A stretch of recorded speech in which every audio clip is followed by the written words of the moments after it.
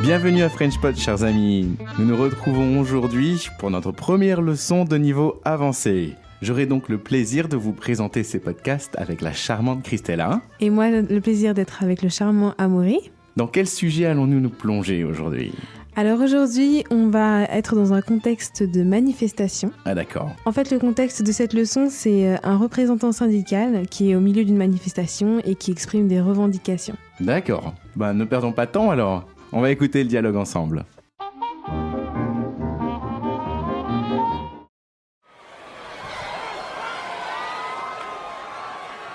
Camarades, nous sommes rassemblés aujourd'hui afin de mettre fin à des conditions de travail tyranniques.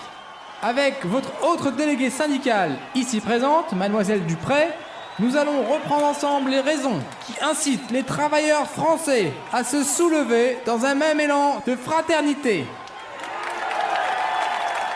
Camarades, il est temps de réaliser un rêve commun, à savoir partager équitablement les fruits de notre dur labeur.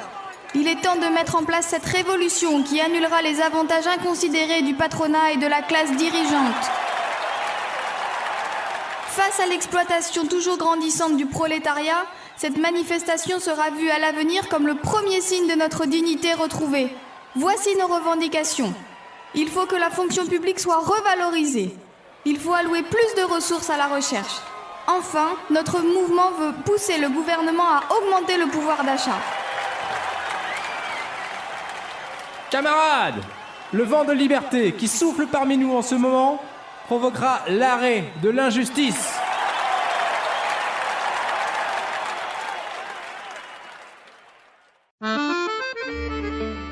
Ok, donc nous revoici. Donc vu les propos tenus, on a l'impression quand même que c'est même une grève qui est en train de se faire là.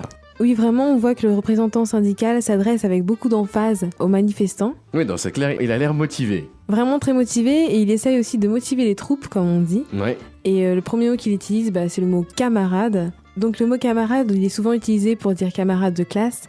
Mais dans ce contexte-là, il est utilisé pour s'adresser à quelqu'un, notamment à des personnes liées par des activités communes. Là, on voit que c'est des personnes qui font partie du même syndicat, qui peuvent faire partie d'un même parti politique, par exemple. Mm-hmm.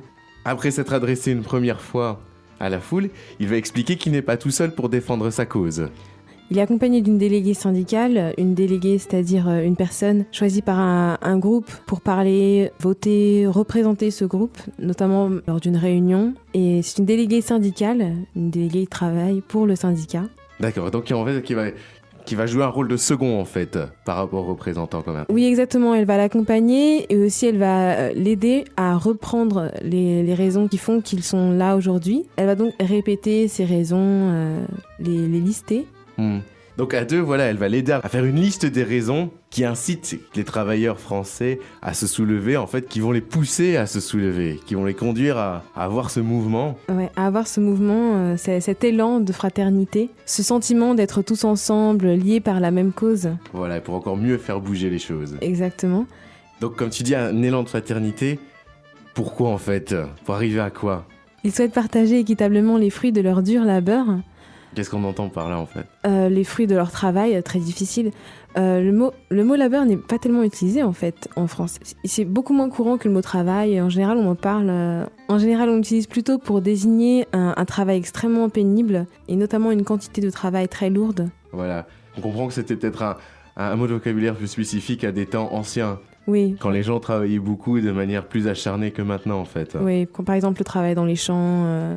Toute la journée, sous le soleil, à l'usine, dans les mines. Voilà. Et là, il est vraiment utilisé pour que le sens des paroles de la déléguée soit encore plus fort et plus marquant. Bien sûr, surtout qu'elle parle après patronat et de la classe dirigeante, donc vraiment pour que ce soit en opposition. Exactement. Donc justement, elle parle des avantages inconsidérés, des avantages excessifs.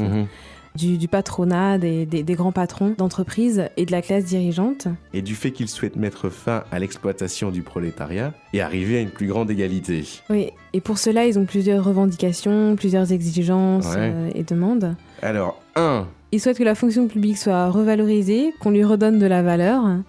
2. Ils souhaitent qu'on alloue plus de ressources à la recherche scientifique. Et d'ailleurs, beaucoup de Français pensent qu'il faut qu'un budget plus important soit alloué à la recherche scientifique et à l'éducation. Et enfin, Augmenter le pouvoir d'achat. je pense que c'est une demande légitime. Ouais. Avec l'arrivée de l'euro, on a quand même bien souffert. Mhm. Parce qu'il y a beaucoup de commerçants qui ont augmenté les prix, étant donné que tout le monde ne savait pas faire exactement la conversion. On ne se rendait pas bien compte du prix réel des produits. Ouais. Et donc maintenant, la valeur de l'euro a augmenté et le pouvoir d'achat a réduit. Ouais. C'est ce que les gens pensent, c'est clair, c'est ce que les gens pensent, ouais. Et donc évidemment, ils souhaitent pouvoir acheter plus de choses, Mhm. pouvoir consommer plus. En tout cas, je pense que c'est une demande universelle. Et donc voilà, en reprenant notre cher terme camarade, on termine ce dialogue avec un espoir de plus de justice dans notre société. On écoute le dialogue à nouveau.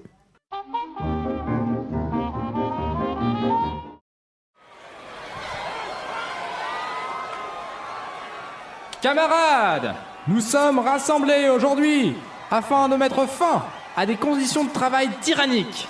Avec votre autre déléguée syndicale ici présente, Mademoiselle Dupré, nous allons reprendre ensemble les raisons qui incitent les travailleurs français à se soulever dans un même élan de fraternité.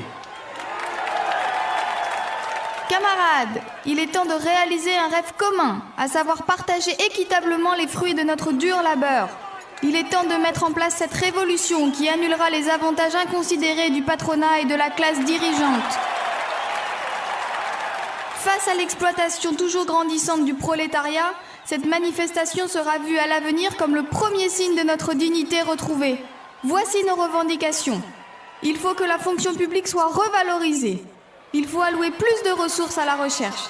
Enfin, notre mouvement veut pousser le gouvernement à augmenter le pouvoir d'achat. Camarades, le vent de liberté qui souffle parmi nous en ce moment provoquera l'arrêt de l'injustice.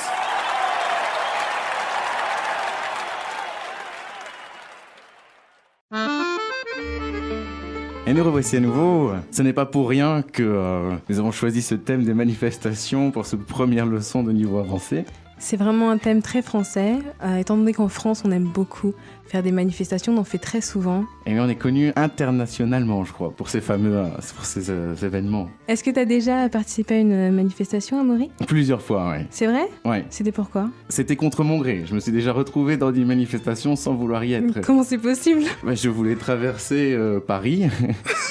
Et il y avait une Qu'est-ce qui s'est manifestation partout, donc à un moment j'ai été pris dans la foule. Finalement, j'ai manifesté avec les gens sans vraiment savoir pourquoi. C'est pas vrai ? Mais parfois j'y suis allé parce que je voulais vraiment revendiquer. Et donc c'est vrai qu'on a souvent des dirigeants, comme dans le dialogue ici, qui expliquent un peu à la foule ce pourquoi on est là. Qui rappellent le but de la manifestation et Ouais. aussi qui sont vraiment là pour pousser les gens en fait à être encore plus motivés pour manifester et encore plus motivés pour C'est revendiquer des droits Tout à fait, et ouais. des avantages. Mhm. Bon alors on est d'accord, on n'est pas d'accord, le fait que maintenant manifester est un droit en France.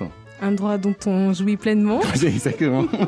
Et donc voilà pourquoi c'était un plaisir de le partager avec vous aujourd'hui. On espère vraiment que vous avez apprécié cette leçon. N'hésitez pas à laisser des commentaires sur les sites internet. Oui, frenchpod.com. Et si vous avez des questions, on est là pour y répondre.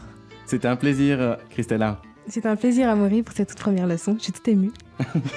Au revoir à tous. À bientôt.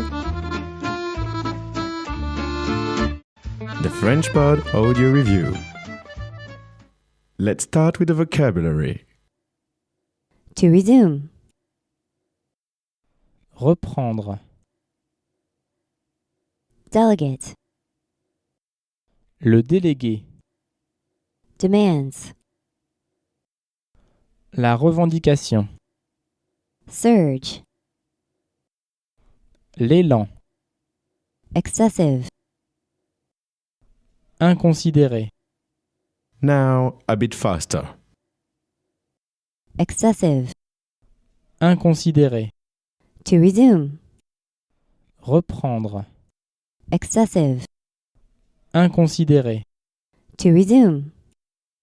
Reprendre. Demands. La revendication. Surge. L'élan. To resume. Reprendre. Demands. La revendication. Delegate. Le délégué. Now, use the words in context. Le délégué. In middle school and high school, class delegates are elected by their classmates.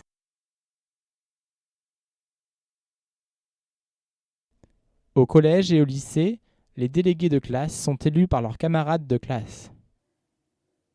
Reprendre. Allow me to correct myself. I hope that the workers can obtain an increase in their purchasing power.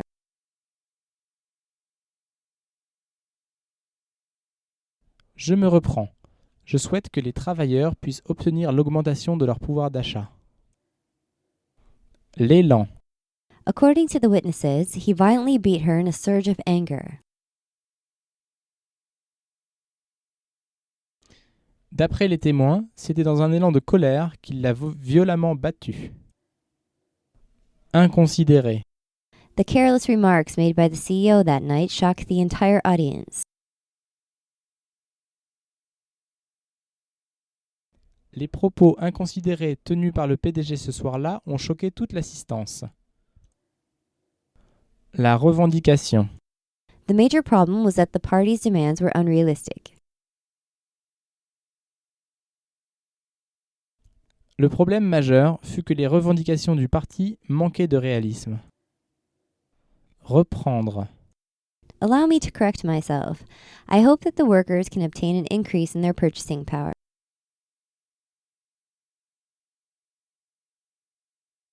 Je me reprends. Je souhaite que les travailleurs puissent obtenir l'augmentation de leur pouvoir d'achat. L'élan. According to the witnesses, he violently beat her in a surge of anger. D'après les témoins, c'était dans un élan de colère qu'il l'a violemment battue. Inconsidéré. The careless remarks made by the CEO that night shocked the entire audience. Les propos inconsidérés tenus par le PDG ce soir-là ont choqué toute l'assistance.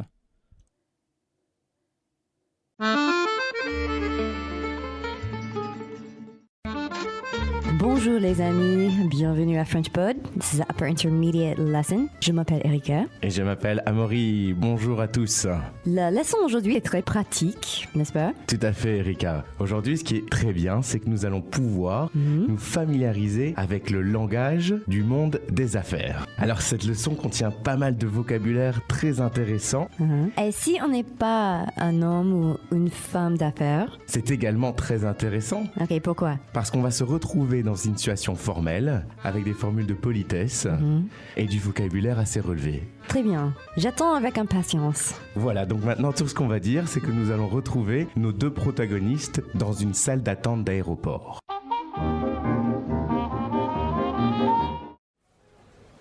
Le prochain vol pour Londres d'Air France AM111 aura 2 heures de retard. Encore 2 heures d'attente, ce n'est pas vrai. Vous n'avez pas de chance. Vous attendez depuis longtemps? Non, pas trop, mais j'ai une réunion dans 3 heures à Londres. Vous pouvez peut-être voyager avec une autre compagnie. Vous avez raison.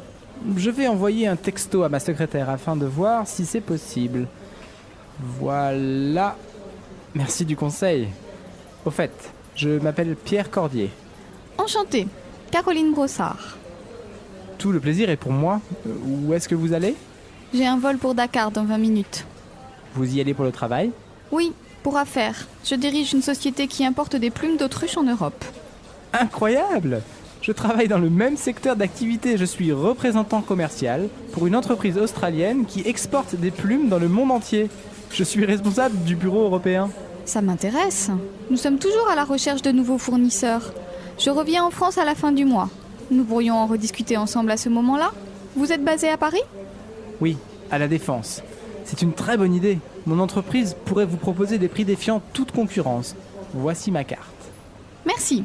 Et voici la mienne. Mais dites-moi, il n'y a pas d'autruche en Australie ? Non, mais il y a des émeus qui ont des plumes magnifiques. Croyez-moi, c'est l'avenir.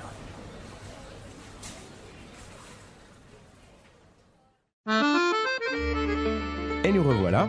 Alors, on est dans un aéroport. C'est ça, oui. Et on a quelqu'un qui vient d'apprendre qu'il y a encore 2 heures d'attente. Ça, c'est le pire événement qui peut se passer à l'aéroport. Oui, il peut avoir un accident aussi. mais Oui, bon. ok, un des pires Mhm. événements. Donc on a cette autre personne qui le remarque et lui demande « Vous attendez depuis longtemps ?» Pour lui, c'est un peu ennuyeux, non? Tout à fait. Oui, pourquoi? Parce qu'il y a une réunion qui l'attend à Londres dans 3 heures. Elle lui propose une solution. C'est quoi? C'est de contacter peut-être une autre compagnie et de voyager avec elle. Alors, il envoie un texto à sa secrétaire. Mhm. Et puis, il dit afin de voir si c'est possible. Voilà, So, afin de, ça veut dire pour, non? exactement. Alors, quelle est la différence? C'est un langage un peu plus soutenu, sophistiqué. Toujours les phrases sophistiquées ici, French Pod and Upper Intermediate. I love the Upper Intermediate lessons. Et puis après, il la remercie et il dit merci du conseil. So, merci de quelque chose, c'est ça? Voilà, c'est la formule, merci de. Ce qui les amène à se présenter. Et il lui dit quelque chose d'intéressant. Il dit tout le plaisir est pour moi. Oui, Et ça, c'est très poli, non? tout à fait, oui. Dans quel contexte est-ce qu'on dirait tout le plaisir est pour moi? C'est quand on veut vraiment montrer un signe de respect envers la personne avec qui on s'entretient. Ok. Alors, c'est sophistiqué. Très. Alors, c'est une bonne phrase à dire quand on rencontre quelqu'un et on veut vraiment l'impressionner. Tout le plaisir est pour moi. Merci. J'aime bien ça. C'est une phrase que j'aime bien aussi.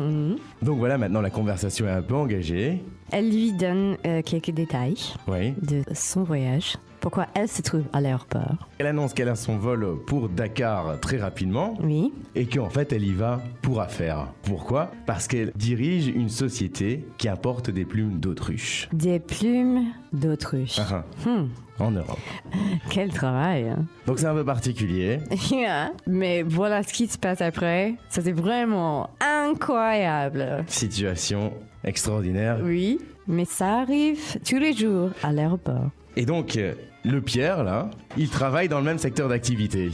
Le même secteur d'activité, ce qui veut dire il travaille dans les plumes aussi. Et voilà, ouais. Que le monde est petit, non? Alors lui, il est représentant commercial. A sales rep. or Voilà. Account representative. Et lui, il exporte des plumes dans le monde entier. C'est ça, oui, d'Australie. C'est plus qu'une coïncidence. Et en plus, il est responsable du bureau européen. Alors jusqu'au là, on a appris comment parler des affaires. Ouais, Et maintenant, on va apprendre comment montrer de l'intérêt. exactement. Alors après, ça m'intéresse, qu'est-ce qu'elle a dit? Elle lui annonce qu'ils sont toujours à la recherche de nouveaux fournisseurs. Être à la recherche de, Ouais. c'est une expression fixe. Donc de quoi ici les nouveaux fournisseurs? Donc les affaires doivent très bien se porter. Oui. Elle est intéressée, elle l'a dit. Puisqu'elle a un vol dans 20 minutes, elle n'a pas beaucoup de temps pour en discuter maintenant. Donc ils sont en train de préparer leur prochaine rencontre. Elle lui dit qu'elle revient en France à la fin du mois. Et même elle engage déjà la prochaine rencontre puisqu'elle dit on pourrait en rediscuter ensemble. Pour en rediscuter ensemble. À ce moment-là, à la Défense. Qui est donc le quartier des affaires à Paris, derrière l'Arc de Triomphe. Puis il lui donne une raison de ne pas oublier. Oui, il lui dit que son entreprise pourrait proposer des prix. Défiant toute concurrence. He's not kidding. Ouais, Il n'y a aucune concurrence qui peut offrir un prix. meilleur. Et puis, il dit, voici ma carte. C'est la façon la plus facile, ils n'ont pas beaucoup de temps. Voici ma carte et voici la mienne. Elle doit s'en aller. Oui, Mais, il y a quelque chose qui lui passe par la tête. mais, C'est dit, mais au fait, mais dites-moi. elles sont où les autruches en Australie? Non, mais des émus. Avec des plumes magnifiques. Croyez-moi. C'est l'avenir. Donc voilà, il lui a dit deux choses. Il a proposé des prix défiant toute concurrence et les fameuses plumes d'émeu, c'est l'avenir. Yeah, tu verras. Emu feathers. Instead of ostrich feathers. L'avenir nous le dira. Yeah, ok. En attendant, on écoute le dialogue une seconde fois.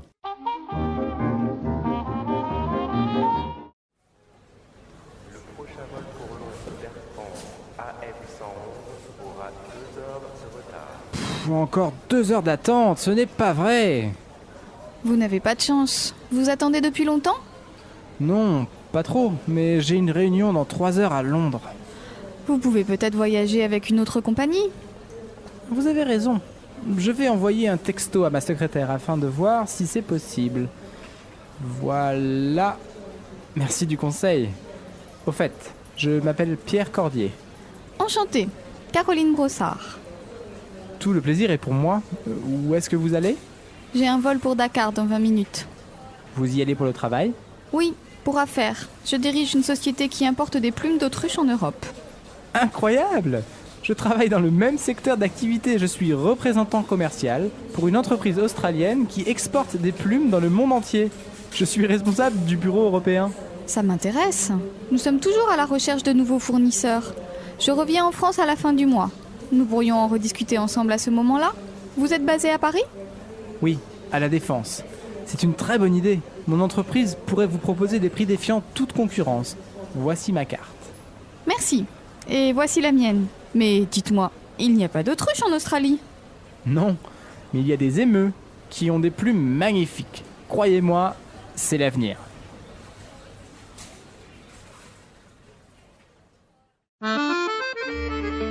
This was a good dialogue for business things, but also even if you're not business, you know, when you talk to someone and you have to be in a situation, it's good to know what kind of language you should use. Bien sûr, oui. One of the things that they said is they used like the conditional pouvoir a lot, like the nous pourrions en rediscuter. Mon entreprise pourrait vous proposer. Oui. Alors le conditionnel est important ici car il montre une forme de respect, Okay. une forme de politesse. En fait, la personne, on ne pousse pas la personne à faire quelque chose. Right. You're not assuming anything. Voilà, if you use that. c'est une sorte de proposition. So that would be the first thing that would be a polite way or a good business. And you're in a business situation, try to use a conditional. Tout à fait, oui. Even if it's obvious that it's going to happen, you should still use it right. Tout à fait. What are some other tips, you know, if you're dealing with French businessmen, like the do's and don'ts? Give us some do's and don'ts. Alors, une chose qu'il faut faire, comme on l'a vu dans le dialogue, Okay. ils ont employé le vous tout le temps. Okay, so yeah, always use the vous. On n'emploie For pas- how long? Forever? Si la personne en face ne commence pas à vous tutoyer, Okay. vous ne le faites pas. If they use the tu, maybe, but otherwise just use vous. Voilà, Definitely exactement. don't be the first one to say tu. Voilà, Ok. continue à vous voyer la personne. Ok. Alors aussi, une autre chose, c'est qu'il est préférable d'utiliser un français assez sophistiqué, Okay. assez relevé. Like afin de instead of pour. Voilà. Okay. Which you will learn on the French Pod upper intermediate levels clearly. Yep. We always have the sophisticated French here. But what if you can't speak a sophisticated French? What if you aren't fluent enough to maybe accidentally not use vous when you're supposed to? Bon, alors là, la situation est compréhensible. Okay. Par contre, ce qu'il est bien de faire, c'est de s'excuser. Dire excusez-moi, je ne parle pas parfaitement français.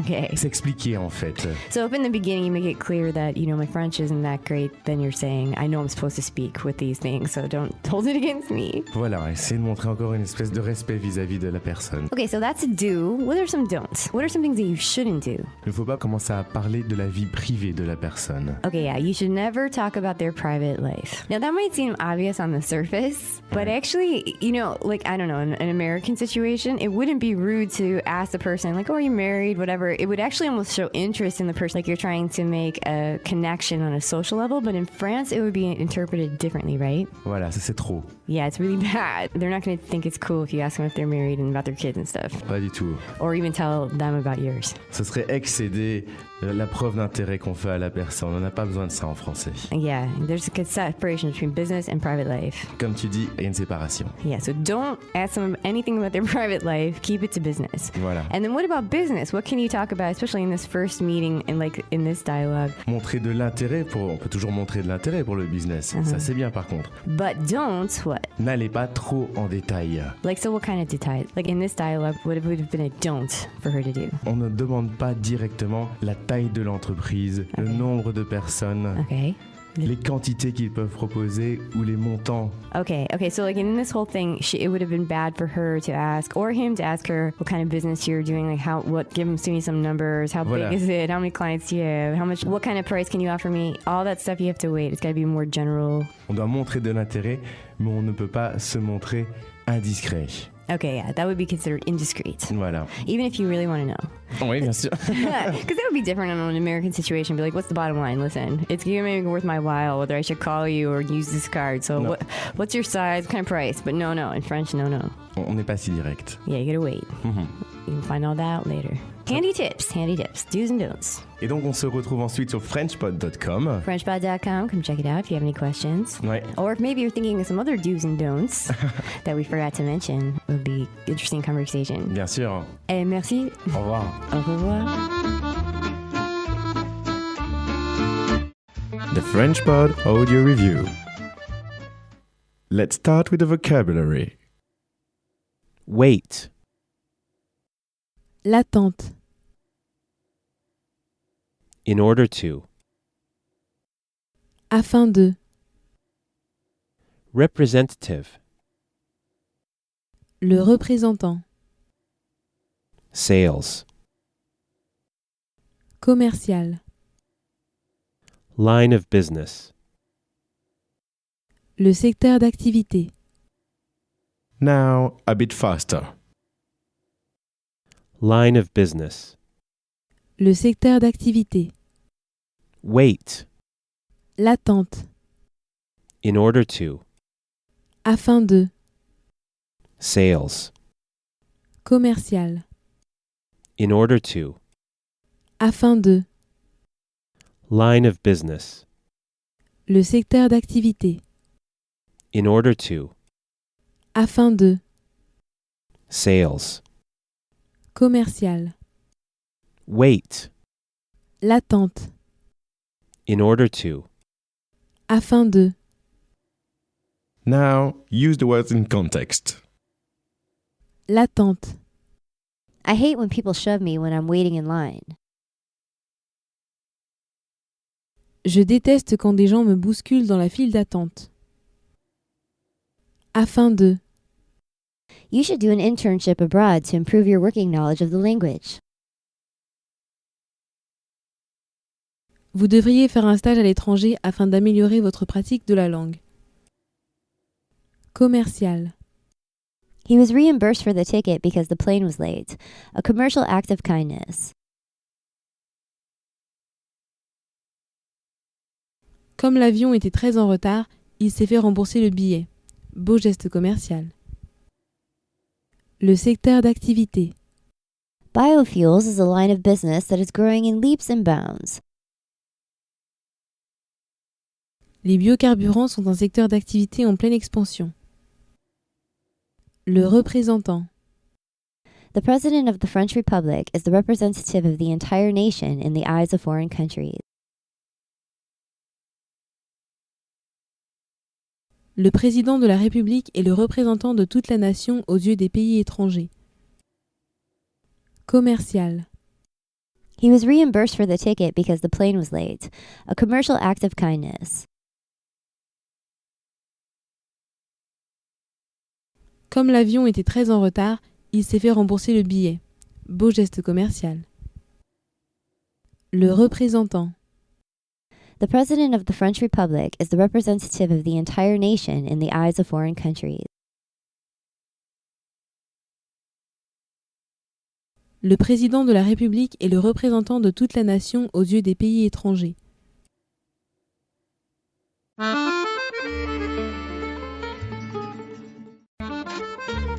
Bonjour à tous, bienvenue à FrenchPod. Aujourd'hui, nous avons une leçon avancée et je suis ici avec Christella. Bonjour tout le monde, salut Amaury. Bonjour Christella. Alors, aujourd'hui, le principal protagoniste de cette leçon a quelques problèmes, puisqu'il se retrouve au tribunal. Donc dans cette leçon, on assiste à un procès et on est donc en présence d'un juge et de l'accusé.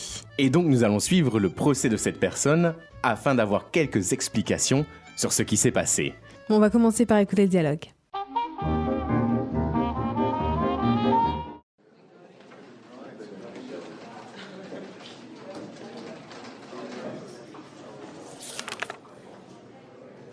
Accusé, levez-vous.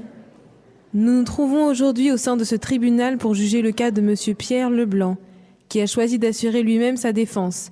C'est bien cela, Monsieur Leblanc ? Tout à fait, Madame le juge. Rappelons brièvement les faits. Le samedi 8 septembre 2007, aux alentours de 20h selon le rapport de police, un cambriolage a eu lieu dans l'appartement de Madame Jacour, votre voisine de palier, qui ne se trouvait pas à son domicile, s'étant absentée pour le week-end.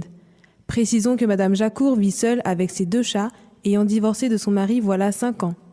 Jusque-là, je suis d'accord. Madame Jacour porte plainte contre vous suite à la disparition d'une bague en or massif qui se trouvait cachée dans un étui posé tout en haut de sa commode. Or, il se trouve que vous avez été aperçu rôdant près de sa porte vers 20h, selon les témoignages de la concierge Madame Jabert, ici présente, et que vos empreintes ont été retrouvées en maints endroits chez la plaignante. De plus, en tant que voisin envers qui la plaignante avait totale confiance, vous possédiez un double des clés de son appartement. Madame le juge, je ne rôdais pas. Voilà ce qui s'est réellement passé. Alors que je m'apprêtais à dévorer un de mes romans policiers favoris comme chaque samedi soir, j'ai entendu un bruit suspect venant de l'appartement de Madame Jacour, précisément à 19h52. Quel genre de bruit, monsieur Leblanc ? Eh bien, ça ressemblait à des bris de verre, comme le son d'un vase qui se brise. Intéressant, continuez. Vous comprenez, j'allais entamer la lecture d'un roman d'Hercule Poirot. Il fallait que j'intervienne. C'est évident. Poursuivez. Je suis donc sorti de chez moi et frappé à la porte de Madame Jacour, mais comme personne ne répondait, je me suis permis de m'introduire chez elle. C'est là que vous avez été observé, je cite les dires de Madame Jabert, en train d'entrer de manière insidieuse chez la victime.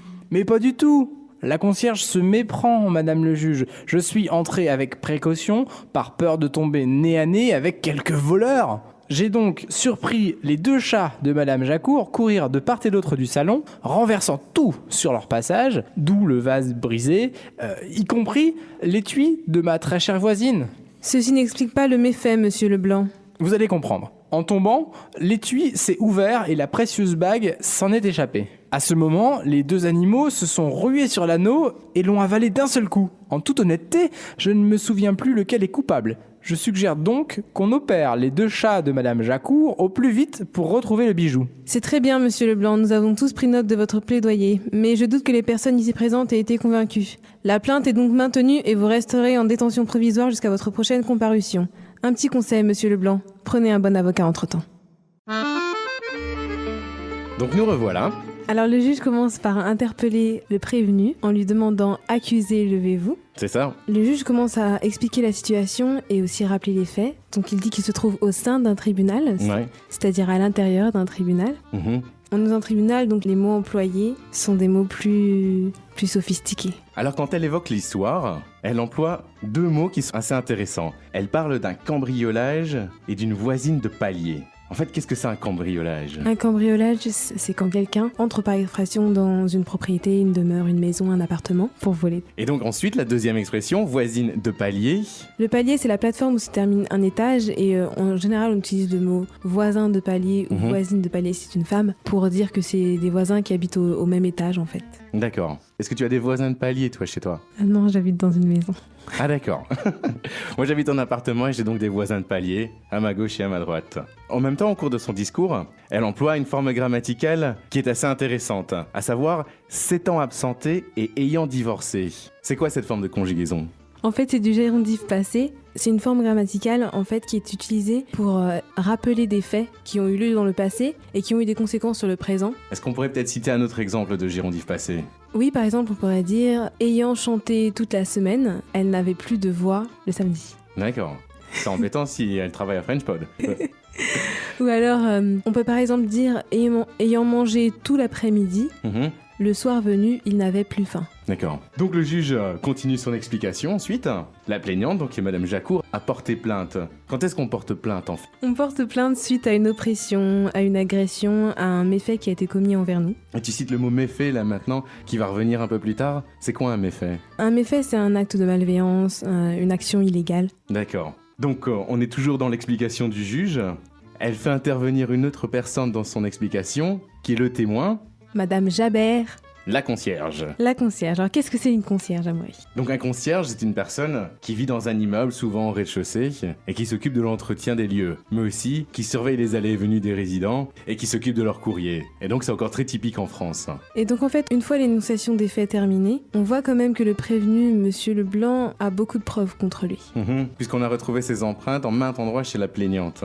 Oui, le mot empreinte en fait sous-entend empreinte de doigt. D'accord. Et en mains endroits, main c'est un mot plus sophistiqué pour dire plusieurs endroits. Et en plus, il avait un double des clés, donc c'est encore un élément qui est contre lui. Exactement.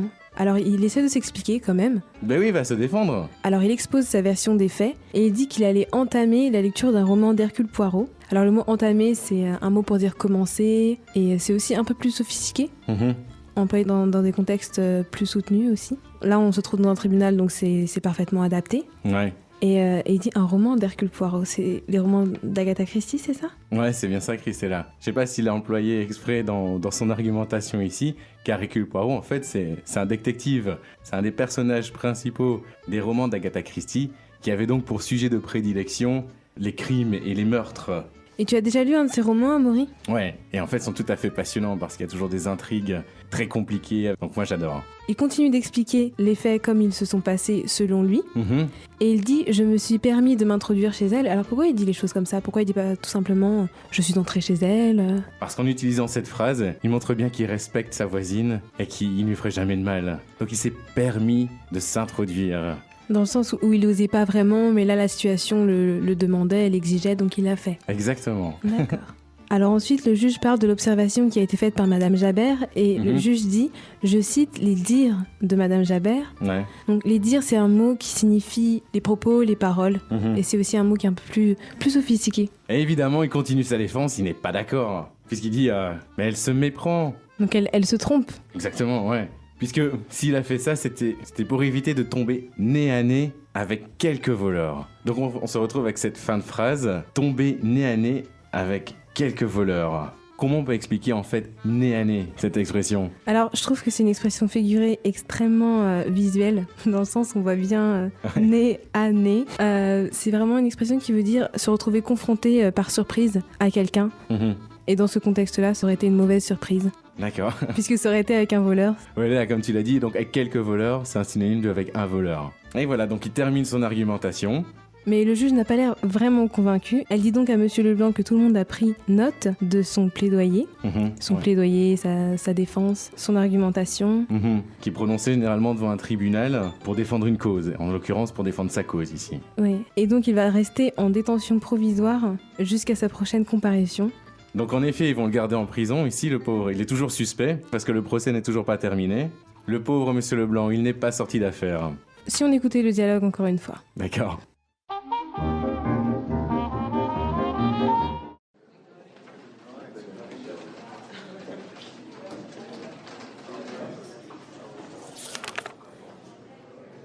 Accusé, levez-vous. Nous nous trouvons aujourd'hui au sein de ce tribunal pour juger le cas de Monsieur Pierre Leblanc, qui a choisi d'assurer lui-même sa défense. C'est bien cela, Monsieur Leblanc? Tout à fait, Madame le juge. Rappelons brièvement les faits. Le samedi 8 septembre 2007, aux alentours de 20h selon le rapport de police, un cambriolage a eu lieu dans l'appartement de Madame Jacour, votre voisine de palier, qui ne se trouvait pas à son domicile, s'étant absentée pour le week-end. Précisons que Madame Jacour vit seule avec ses 2 chats, ayant divorcé de son mari voilà 5 ans. Jusque-là, je suis d'accord. Madame Jacour porte plainte contre vous suite à la disparition d'une bague en or massif qui se trouvait cachée dans un étui posé tout en haut de sa commode. Or, il se trouve que vous avez été aperçu rôdant près de sa porte vers 20h, selon les témoignages de la concierge Madame Jabert, ici présente, et que vos empreintes ont été retrouvées en mains endroits chez la plaignante. De plus, en tant que voisin envers qui la plaignante avait totale confiance, vous possédiez un double des clés de son appartement. Madame le juge, je ne rôdais pas. Voilà ce qui s'est réellement passé. Alors que je m'apprêtais à dévorer un de mes romans policiers favoris comme chaque samedi soir, j'ai entendu un bruit suspect venant de l'appartement de Madame Jacour, précisément à 19h52. Quel genre de bruit, Monsieur Leblanc? Eh bien, ça ressemblait à des bris de verre, comme le son d'un vase qui se brise. Intéressant, continuez. Vous comprenez, j'allais entamer la lecture d'un roman d'Hercule Poirot. Il fallait que j'intervienne. C'est évident. Poursuivez. Je suis donc sorti de chez moi et frappé à la porte de Madame Jacour, mais comme personne ne répondait, je me suis permis de m'introduire chez elle. C'est là que vous avez été observé, je cite les dires de Madame Jabert, en train d'entrer de manière insidieuse chez la victime. Mais pas du tout. La concierge se méprend, Madame le juge. Je suis entré avec précaution, par peur de tomber nez à nez avec quelques voleurs. J'ai donc surpris les 2 chats de Madame Jacour courir de part et d'autre du salon, renversant tout sur leur passage, d'où le vase brisé, y compris l'étui de ma très chère voisine. Ceci n'explique pas le méfait, monsieur Leblanc. Vous allez comprendre. En tombant, l'étui s'est ouvert et la précieuse bague s'en est échappée. À ce moment, les 2 animaux se sont rués sur l'anneau et l'ont avalé d'un seul coup. En toute honnêteté, je ne me souviens plus lequel est coupable. Je suggère donc qu'on opère les 2 chats de Madame Jacour au plus vite pour retrouver le bijou. C'est très bien, monsieur Leblanc, nous avons tous pris note de votre plaidoyer, mais je doute que les personnes ici présentes aient été convaincues. La plainte est donc maintenue et vous resterez en détention provisoire jusqu'à votre prochaine comparution. Un petit conseil, monsieur Leblanc, prenez un bon avocat entre-temps. Et voilà, donc on ne connaît pas la sentence. Ce sera à nous de nous faire notre petite idée. De nous faire notre propre opinion. Ouais. Je sais pas, est-ce que tu as un avis? En fait, je suis un peu partagée. Il pourrait être coupable comme il pourrait être innocent.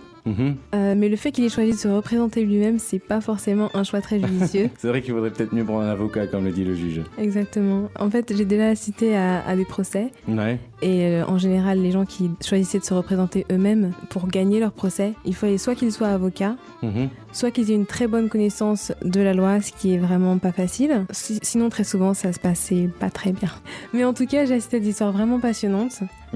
En France, il y a des procès qui sont publics. Ouais. Et c'est vraiment très intéressant de se rendre par exemple dans un tribunal de grande instance et d'assister à des procès pour voir quel est le fonctionnement de la justice française. D'accord, donc c'est gratuit évidemment. Oui, bien sûr. Et on peut y assister librement. On peut y assister, il y a des procès auxquels on peut assister librement, oui. Ouais, c'est intéressant. Donc voilà, donc ici on a une approche du système judiciaire français, même si évidemment ce ne se passe pas comme ça exactement, puisque souvent il y a un procureur, des avocats, et puis bon, il y a différents types de tribunaux. Mais on a une petite idée. Donc on espère que cette leçon vous a plu. Et surtout n'hésitez pas à donner votre verdict, ce que vous pensez sur le cas Leblanc ici, ou bien sûr sur frenchpod.com. Donc à bientôt pour la prochaine leçon avancée. Salut Amaury. Salut. Salut tout le monde.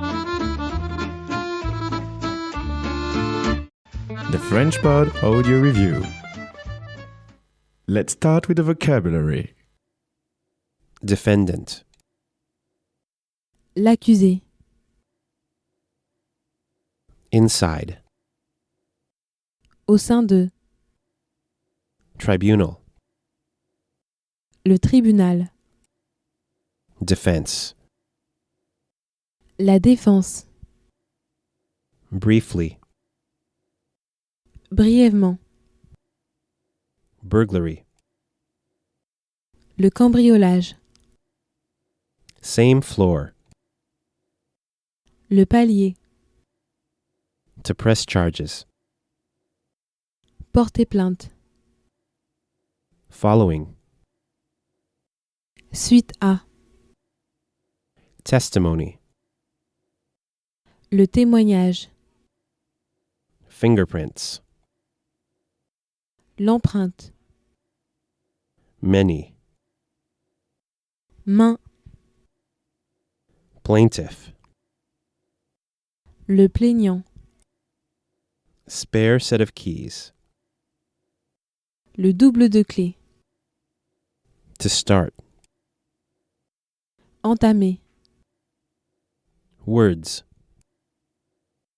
Les dire. Insidious. Insidieux. Face to face. Nez à nez. Misdemeanor. Le méfait. Culprit. Le coupable. Plea. Le plaidoyer. Custody. La détention provisoire. Court hearing. La comparution. Lawyer. L'avocat. Now, a bit faster. Court hearing. La comparution. culprit, le coupable, plea, le plaidoyer, plaintiff, le plaignant, lawyer, l'avocat, briefly, brièvement, face to face, nez à nez, same floor, le palier, fingerprints, l'empreinte, burglary, le cambriolage, defense, la défense, to start, entamer, same floor, le palier, culprit, le coupable, tribunal, le tribunal, culprit, le coupable, insidious, insidieux, defendant, l'accusé, following, suite à, tribunal, le tribunal, following, suite à, to start, entamer, plea, le plaidoyer, testimony, le témoignage, misdemeanor, le méfait, burglary, le cambriolage, defense, la défense, to start, entamer, court hearing, la comparution, face to face, nez à nez, inside, au sein de, culprit, le coupable, many, main, court hearing, la comparution, to press charges, porter plainte,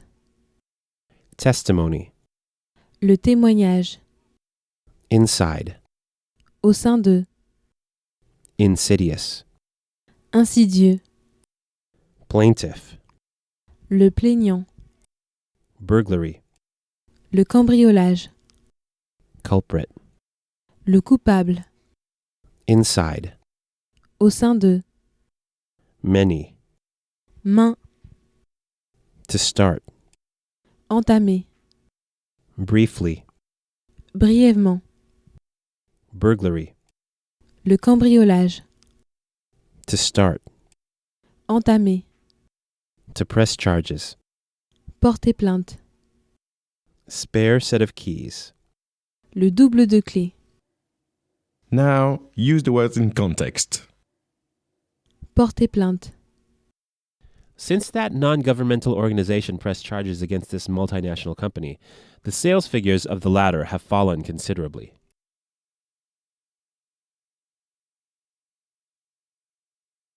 Depuis que cette ONG a porté plainte contre cette multinationale, le chiffre d'affaires de cette dernière a considérablement chuté. Main, He tried several times in vain to win her back. maintes fois il essaya de la reconquérir, en vain. Entamer, Although the negotiations were started with all parties involved, they led to nothing concrete.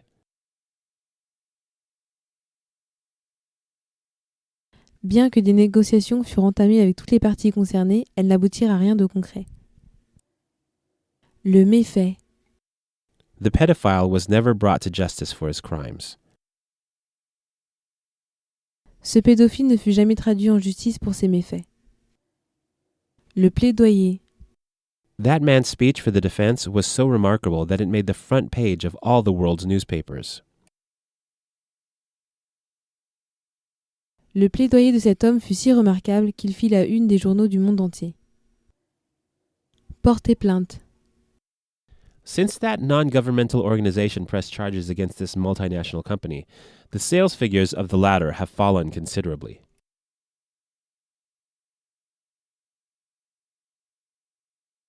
depuis que cette ONG a porté plainte contre cette multinationale, le chiffre d'affaires de cette dernière a considérablement chuté. Main, He tried several times in vain to win her back. maintes fois il essaya de la reconquérir, en vain. Entamer, Although the negotiations were started with all parties involved, they led to nothing concrete.